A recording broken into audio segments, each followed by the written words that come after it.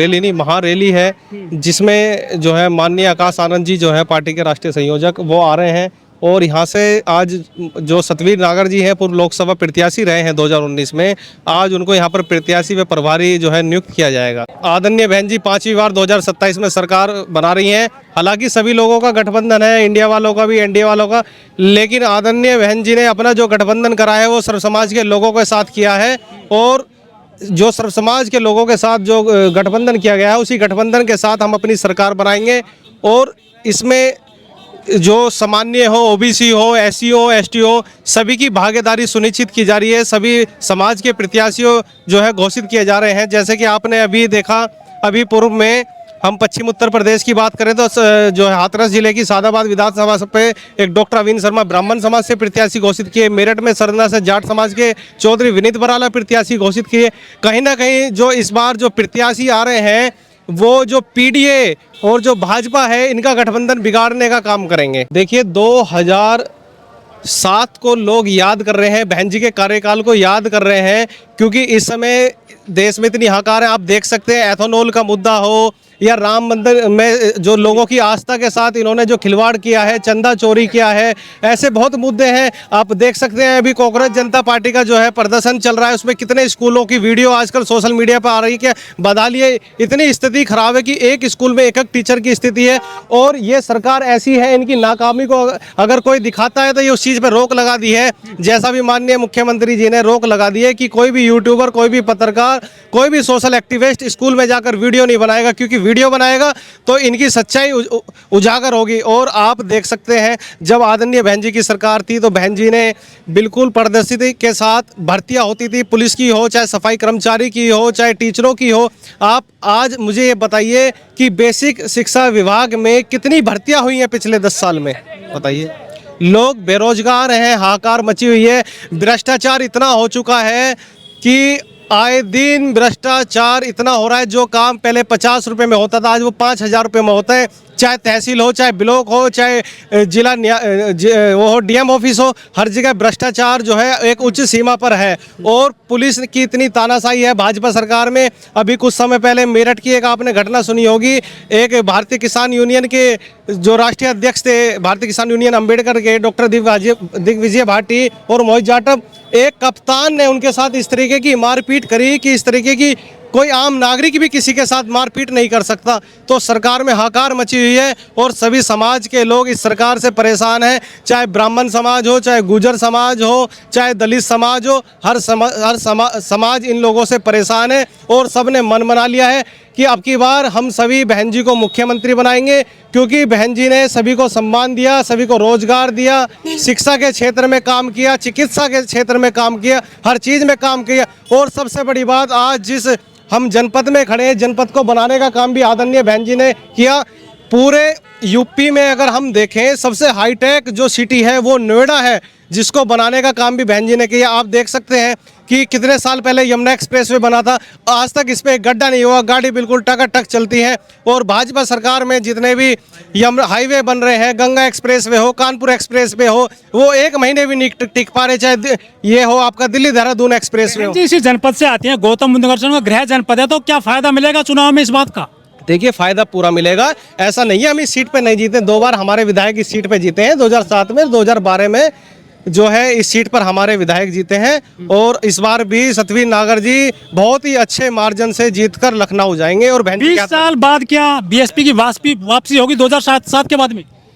बिल्कुल होगी। आपने देखा होगा जो पिछली वर्ष जो है 15 अक्टूबर को रैली हुई थी, उसमें आदरणीय बहन जी ने कहा था कि मैं अपनी पूरी ताकत लगा दूंगी सरकार बनाने में। तो बहन जी ने वो जो शब्द बोला है कहीं ना कहीं बहुत सोच समझकर बोला है। और बहन जी पूरी ताकत लगा रही हैं, 2027 में अपनी सरकार बनाकर रहेंगी। लेकिन 2012 के बाद से उस तरह से जो है नहीं मिल रहा है वोट, और काफी नुकसान हो रहा है पार्टी को। नहीं, पार्टी का नुकसान हो रहा है, लेकिन हमारा वोट परसेंटेज इतना कम नहीं हुआ। अगर कुछ सीटों पे मैं आपको बताऊं, कुछ सीटें हम पिछली बार भी 8 से 10 हज़ार मार्जिन पे आ रहे थे। जैसे सहारनपुर में ये है मनियार सीट हुई, और जैसे कि ये मांट हुई मथुरा में, तो ये तो हम सीटें 8-7 हज़ार वोटों से आ रहे थे। हम सेकंड नंबर पे हम ही थे। पीडीए भी आ गया सर इस बार। अभी तो वो पीडीए में ये क्लियर नहीं कर पा रहे हैं कि पीडीए की फुल फॉर्म क्या है, कभी पी से पंडित कह देते हैं, कभी क्या कह देते हैं, लेकिन मुझे तो ऐसा लगता है जैसे उसकी असली फॉर्म है परिवार डेवलपमेंट अथॉरिटी।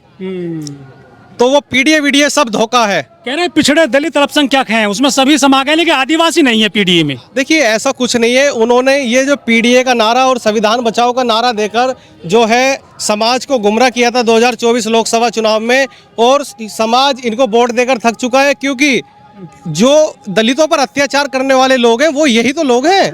वो पीडीए जो पीडीए है, मुद्दा रहेगा इस बार चुनाव में खास तौर पर। देखिए हमें कोई मुद्दा वैसे बताने की जरूरत नहीं है, हमने तो वो काम किया है जो आज तक किसी ने नहीं किया, तो हम तो अपने काम के बलबूते पर आएंगे। हमने कितने मेडिकल कॉलेज बनाए, इंजीनियरिंग कॉलेज बनाए, हॉस्पिटल बनाए, और प्रचार प्रसार तो नहीं हो पाया आपके कामों का सर।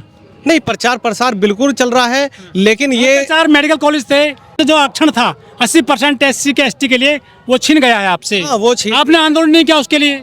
नहीं, आंदोलन उसके लिए किया था, प्रोटेस्ट चला था।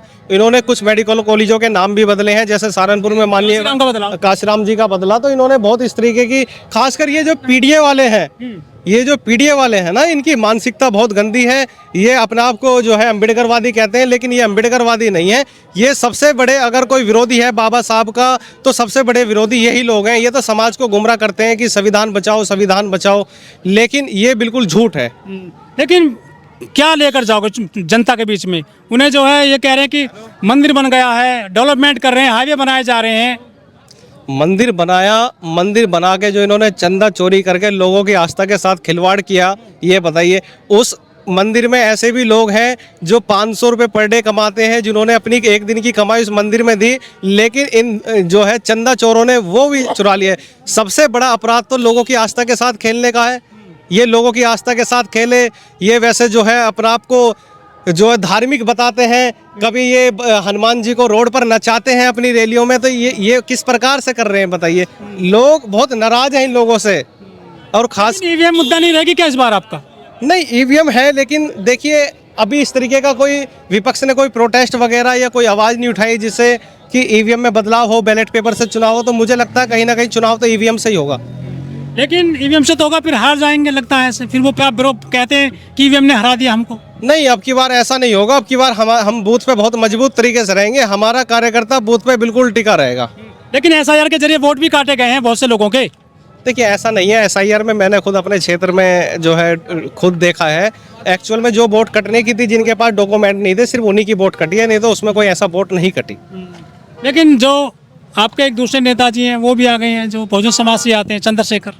वोट बटेगा आपका? देखो, ऐसे लोगों की बात ना करी जाए तो ही बेटर है, क्योंकि मुझे लगता है कि जितनी वोट उनका प्रत्याशी एक विधानसभा पे सीट लेगा, वहाँ तो कोई निर्दलीय भी खड़ा हो जाएगा, वो ले लेगा। तो ऐसे लोगों की बात ना की जाए, क्योंकि वो चुनाव में कहीं नहीं है।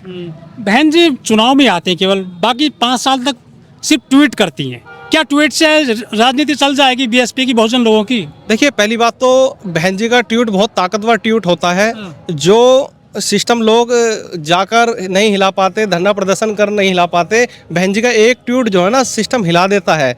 और ऐसा नहीं है कि बहन जी नहीं है, बहन जी ने, आपने देखा पिछले 1 साल से बहन जी ने कम से कम 50 से ज़्यादा मीटिंगें करी हैं। 1 महीने में 5-5 बार बैठक लखनऊ में बुलाई हैं, और अब माननीय आकाश आनंद जी को लगा दिया गया है। तो मुझे लगता है आकाश आनंद जी तो अंकल जी बोल देते हैं, राहुल गांधी को, अखिलेश को। भाई आप एक चीज़ बताइए, कोई 55-50 साल का आदमी है, वो कब से भैया होने लगा, वो अंकल जी तो बोलेंगे।